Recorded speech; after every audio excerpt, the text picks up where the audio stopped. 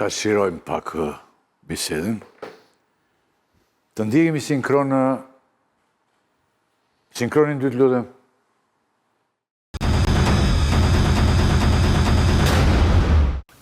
And Mr. President, no one has paid the price like you have paid the price.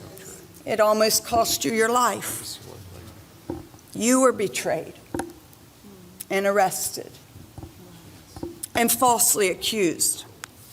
It's a familiar pattern that our Lord and Savior showed us. But it didn't end there for him, and it didn't end there for you. God always had a plan. On the third day, he rose, he defeated evil, he conquered death, hell, and the grave. And because he rose, we all know that we can rise. And sir, because of his resurrection, you rose up. Because he was victorious, you were victorious. And I believe that the Lord said to tell you this. Because of his victory, you will be victorious in all you put your hand to.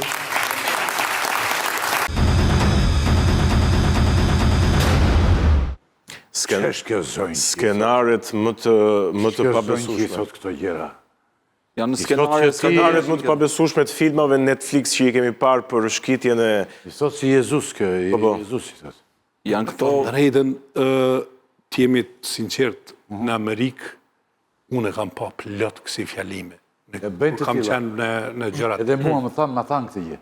Kanë plot, ata e kanë për detyrim, kur janë mëranda pushtetit, emrin e presidentit dhe suksesit ja vendosin ati. Ky pastaj bënde këto të vetat që duket pastaj. Janë edhe janë edhe pjesë strukturave eskatologjiste, domethënë kur flasim për domethënë evangelizmin duhet dim që kemi edhe evangelist, por kemi edhe evangelist sionist.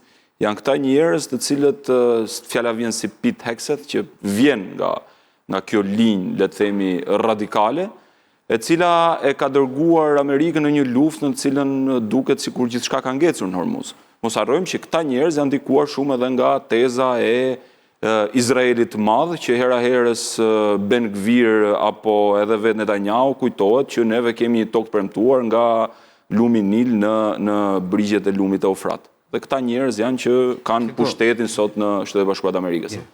Shiko, se po e thoja dhe në fillim, janë skenarët më të frikshëm të filmave në Netflix me fantazi që kemi parë për, dhe jo shumë vite më parë, që kemi parë për rrëshqitjen e Shteteve të Bashkuara të Amerikës në forma të tilla bestytnie dhe autoritarizmi politik të administratës.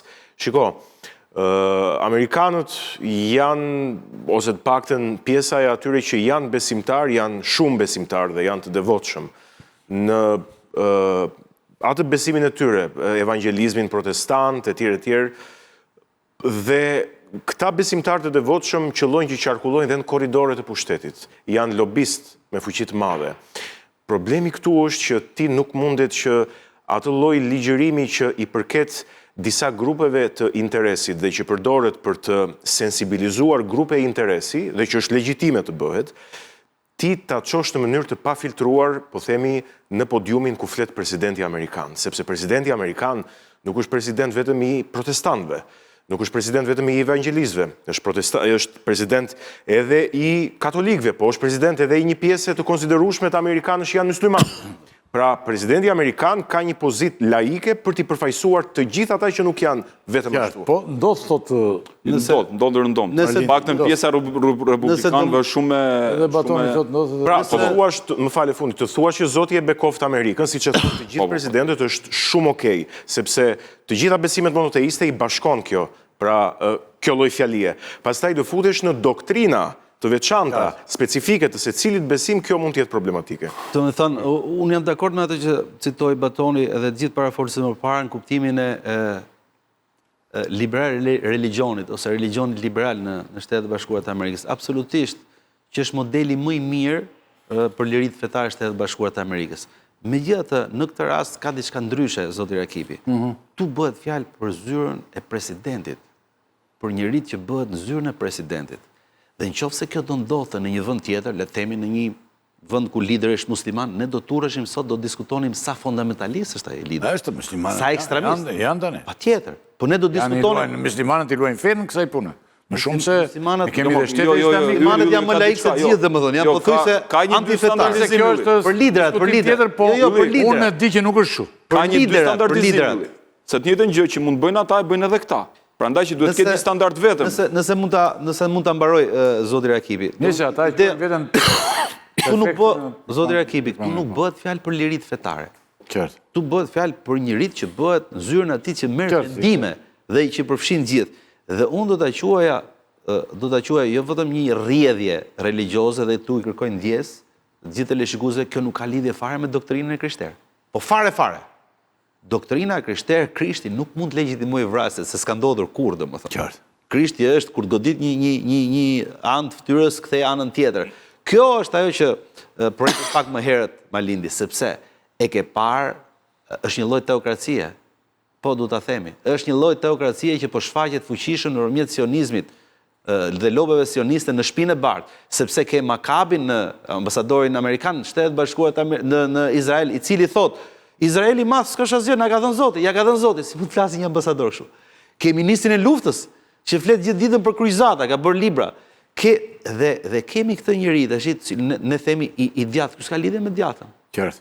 Presidenti Trump nuk ka lidhje me As me djathtën fenë s'ka fare. lidhje ky. As me fenë s'ka lidhje s'ka fare. lidhje hiç. Një pyetje e rëndësishme për ta përmbyllur këtë bisedë. Folim për në pikpamjen ekonomike që nëse kjo luftë vijon për një kohë të gjatë, mund të kemi dhe kolapse të rëndësishme ekonomik. Domethënë bota është drejt, si thua, nëse vijon drejt një katastrofe. Dhe ende ne nuk e dimë pse. Domethënë pse që nga fillimi i kësaj lufte deri sot baton ne nuk e dimë pse. Por duket që kjo luftë nuk do të vijojë të mos ketë një fund të shpejtë. Inshallah ka, e kupton, po. Çfarë pasojë ka prodhuar deri tani me fare shkurtë dhe kush ka humbur më tepër sipas jush? Apo vetëm njerëzit? Është pyetje e madhe shumë, 40 ditë luftë thuash kush ka humbur më shumë. E para, nuk diskutohet që më i shkatëruari deri tani në kuptimin material, por edhe njerëzor është Irani. Sepse u zhduk gjithë lidershipi politik, pothuajse gjithë lidershipi ushtarak goditet pafundësisht në Infrastrukturën e vet? Infrastrukturën jetike. Civile, po jetike. Ekonomia shumë e rëndësishme, është tërësisht i bllokuar, Irani nuk shet as i pikë naftë. Është tërësisht i bllokuar 42 ditë. Po çështja, dhe ne nuk kemi pas dyshim që Irani sigurisht që mund të goditet brenda. Çështja që diskutohet nuk është kjo, zoti Rakipi. Çështja që diskutohet është cili është mekanizmi ose njësia mace ose standardi i cili përcakton fituesin në një konflikt. Standardi është objektiva të cilat vendet i vënë palve njëra tjetrës. Por unë besoj që edhe Shtetet e Bashkuara, Izraeli po edhe Shtetet e Bashkuara kanë humbur shumë. Jap një shifër për Shtetet e Bashkuara. Patjetër.